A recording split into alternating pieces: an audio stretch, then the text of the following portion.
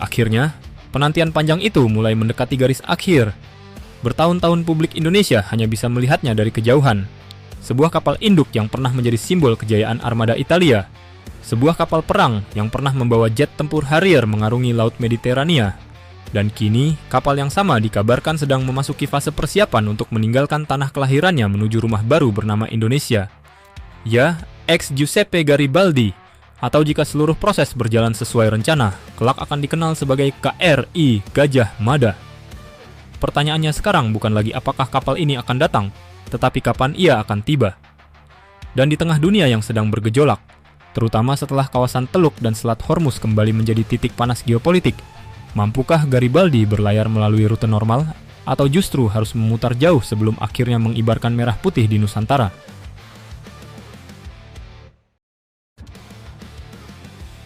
Penantian yang mulai terlihat ujungnya. Kabar mengenai persiapan keberangkatan Garibaldi sebenarnya bukan sekadar berita logistik biasa. Bagi Indonesia, ini adalah sinyal bahwa proses transfer kapal sudah bergerak menuju fase yang jauh lebih konkret. Karena dalam dunia maritim militer, kapal perang tidak bisa sekadar dinyalakan mesinnya, lalu langsung berlayar ribuan mil laut.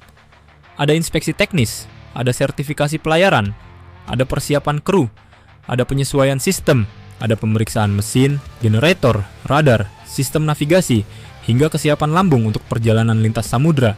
Semua itu membutuhkan waktu, dan ketika sebuah kapal sebesar Garibaldi mulai memasuki fase persiapan pelayaran jarak jauh, biasanya itu berarti garis finish sudah terlihat di depan mata. Ibarat seorang pelari maraton, Garibaldi mungkin belum menyentuh pita kemenangan, tetapi suara penonton di garis akhir sudah mulai terdengar. Dan bagi Indonesia, setiap perkembangan ini menjadi pertanda bahwa salah satu aset laut paling ikonik yang pernah dimiliki TNI, Angkatan Laut, kini semakin dekat dengan perairan Nusantara.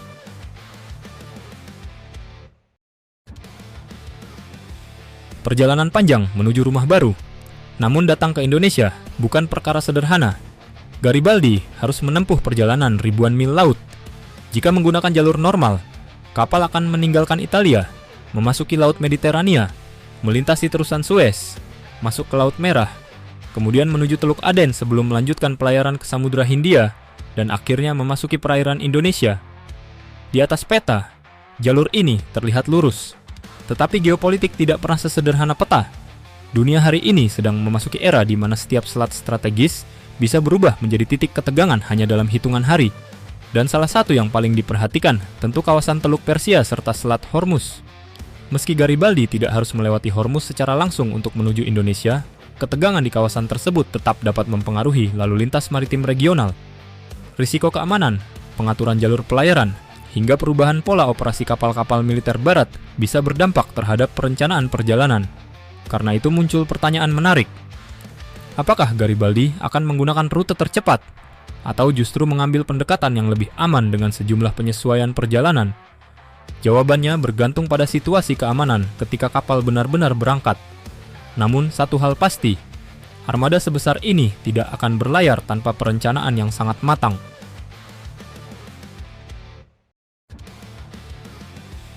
Mengapa Garibaldi penting bagi Indonesia?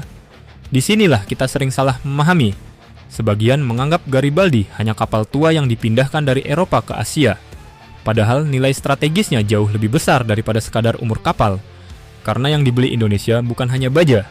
Yang didapat Indonesia adalah pengalaman operasional puluhan tahun, doktrin, pengetahuan, infrastruktur.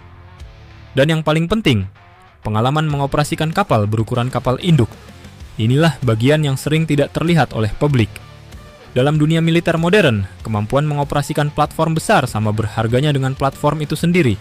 Sebelum bisa berlari, seseorang harus belajar berjalan. Dan sebelum Indonesia suatu hari memiliki kapal induk yang lebih modern, pengalaman mengoperasikan Garibaldi dapat menjadi sekolah berjalan yang nilainya tidak ternilai. Kita sedang berbicara tentang kapal yang pernah menjadi pusat komando armada. Kapal yang dirancang untuk operasi laut jarak jauh. Kapal yang selama puluhan tahun menjadi salah satu simbol kekuatan laut Italia. Bukan kapal yang dibangun untuk berlabuh manis di pelabuhan sambil menjadi objek foto wisata.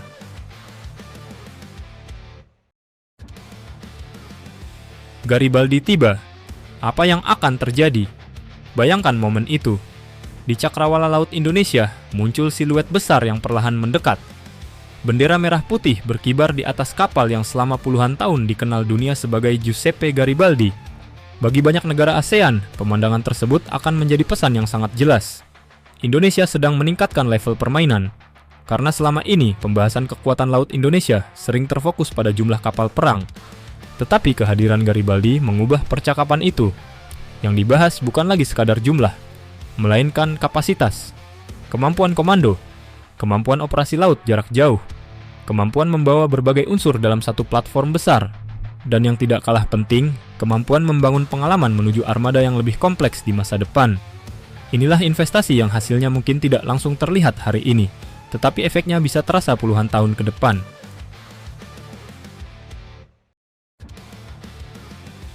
Akankah tiba?